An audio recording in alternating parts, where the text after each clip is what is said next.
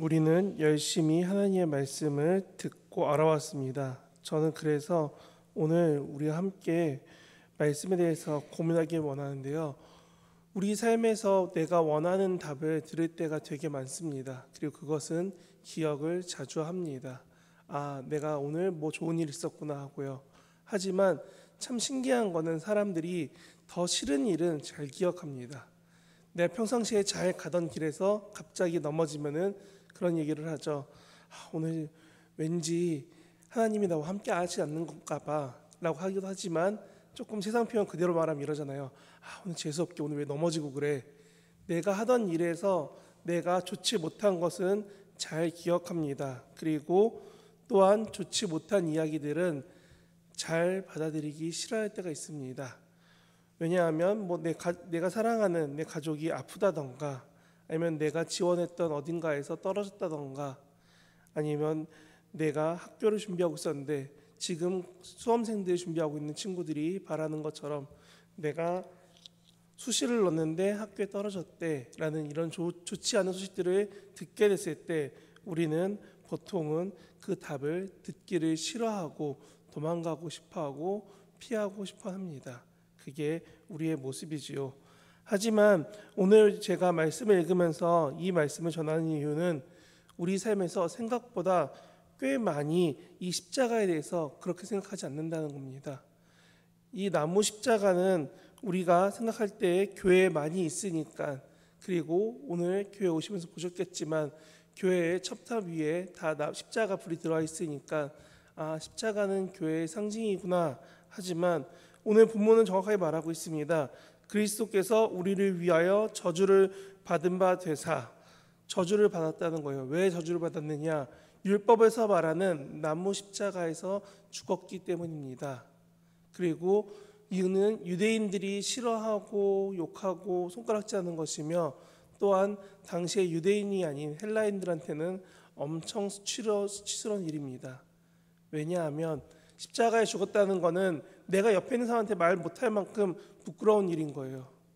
십자가에 누가 죽었다는 것은 그 사람 이야기를 하는 것만으로, 아니 그 사람 바라보는 것만으로, 그 사람의 편이 되어주는 것만으로 사회에서 손가락질 받고 욕먹기 딱 좋은 게 당시의 십자가형이었습니다.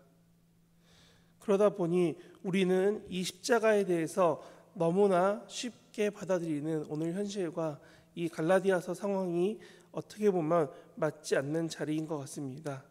예수님은 당대에 정말 사람들이 하기 싫어하는 그 십자가 위에서 죽으셨습니다. 손가락질 당하고 욕먹고 책찍질 당하고 가족들에게까지도, 동족들에게까지도 버림받고 죽으셨습니다.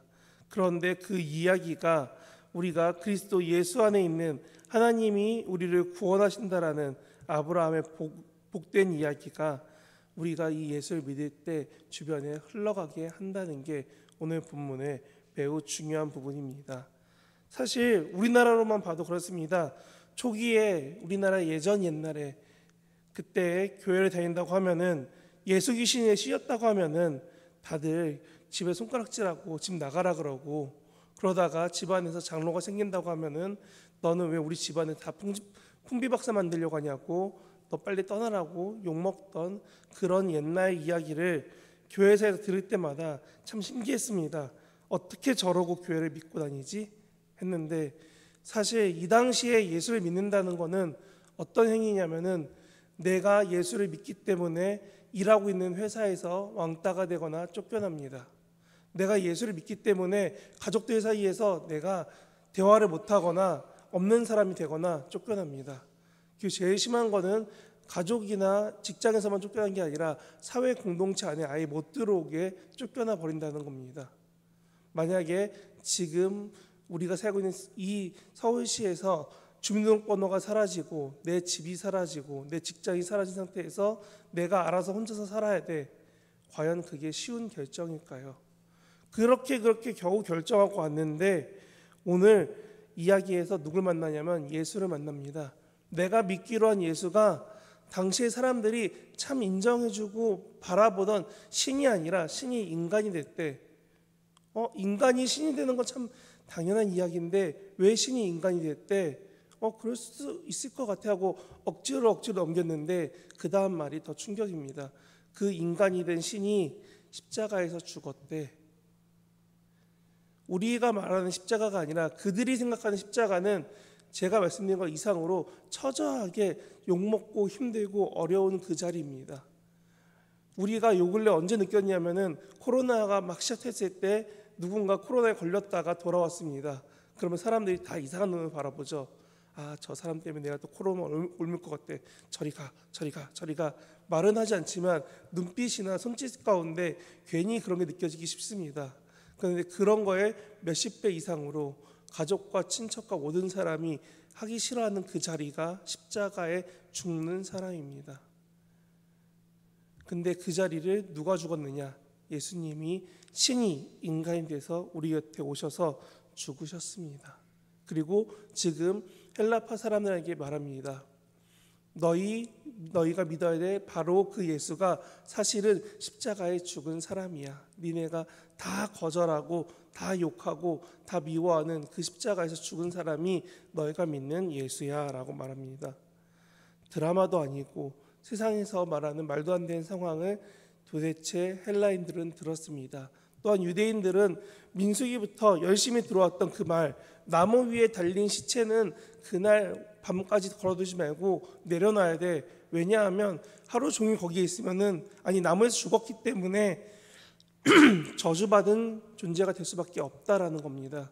그게 민수기가 말하는 율법인데 예수님이 그냥 십자가가 아니라 나무 십자가에 죽으셨어요. 그러니까 유대인이나 헬라인이나 이 본문을 읽을 때마다 너무나 많이 힘들어집니다. 유대인들은 욕먹고 저주받는 저 자리에서 왜 우리가 믿어야 될 예수가 죽었을까? 헬라인들은 손가락질하고 다 피해받고 고생해서 왔는데 왜 우리가 믿는 신은 왜 저렇게 나약하고 연약하고 힘이 없고 손가락질 당해야 돼? 라고 말하는 그 사람들의 삶이 있는 겁니다. 저는 이 본문을 읽을 때마다 이집트에 있는 교회 이야기가 생각납니다. 모든 교회는 아니지만 이집트의 정교회라는 그 교회 모임에 갔을 때 한 공동체는 이집트가 이슬람 사회다 보니까 그리고 또 강경한 이슬람 사회다 보니까 신앙을 어릴 때부터 정하라고 시킵니다. 그래서 어떻게 하냐면 내 신앙을 자녀한테 주고 싶은데 이슬람이 아니면 교육을 안 시켰다고 합니다. 지금은 바뀐 이야기지만 예전에 이슬람이 아니면 교육을 안 시키니까 부모들이 어떻게 하냐면 우리 옆에 있는 난지도처럼 쓰레기 매립되는 그 공간에 가서 쓰레기를 분리수거합니다. 평생 공부 못하고 돈도 못 만지고 정말 냄새나고 힘든 그 자리에서 그걸 추스리고 있습니다. 그러면서 자녀한테 이야기하죠. 여기서 번 돈으로 헌금해야 되고 너도 당연히 기독교인이 돼야 돼. 너도 당연히 예수를 믿어야 돼 라고 말하면서 아이한테 그것을 물려줍니다. 신앙 때문에 직업과 사회에서의 모든 복지와 보편적인 우리가 생각하는 인권을 다 포기하고 신앙 때문에 지켜가던 사람들이 있었습니다. 지금도 우리 저 건너에 저 북한 쪽이라던가 아니면은 강경 이슬람이 있는 쪽이라던가 아니면 강경 유대교가 있는 쪽이라던가 여러 가지로 실제로 신앙을 지키기 어려워하는 사람들도 있습니다. 그 사람들은 예수 믿는 것만으로 죽을 각오하고 믿고 있습니다. 그런데 오늘 헬라인들이 그렇게 예수 믿는 것만으로 사회에서 단절될 생각하고 왔는데 예수는 힘이 없고 연약한 그 존재라고 말합니다. 그리고 또한 우리가 성경에서 읽어봤지만 예수님을 이렇게 표현하죠. 죽임 당하신 어린 양이라고요. 그냥 양이 아니라 자기가 살고 싶은 게 아니라 누군가에게 죽임을 당했습니다. 근데 그것도 힘이 없고 능력이 없는 어린 양이라는 겁니다.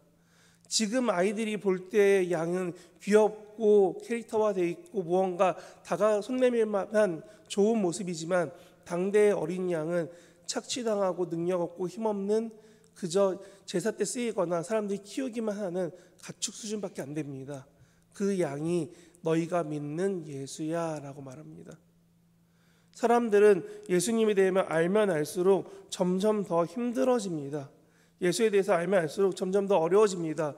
그렇기 때문에 바울도 그랬고 많은 신약 성경들이 하는 말이 너희의 믿음을 행위로 너희의 믿음을 지켜가며 너희의 믿음을 자랑하며 증거하며 살아가라고 말하는 겁니다.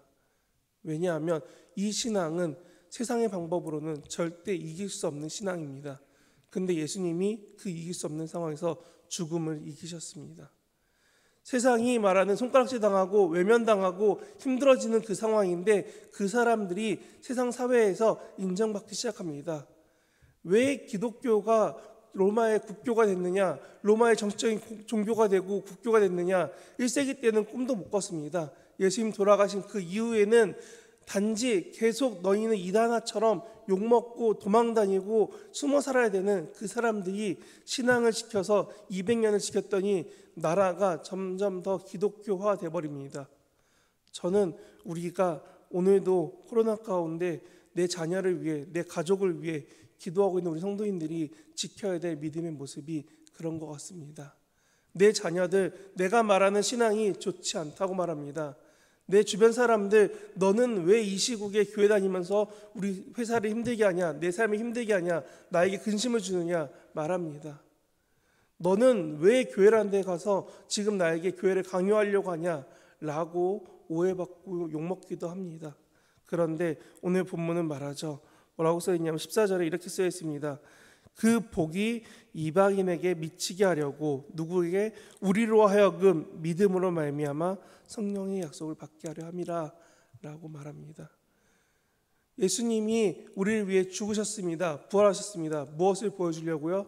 아브라함이 그 땅에서 구원받았던 것처럼 너희도, 그리고 믿는 우리도, 그리고 이제 우리가 증거할 우리 주변 사람들도 다 예수 믿음으로 구원받기를 원하십니다.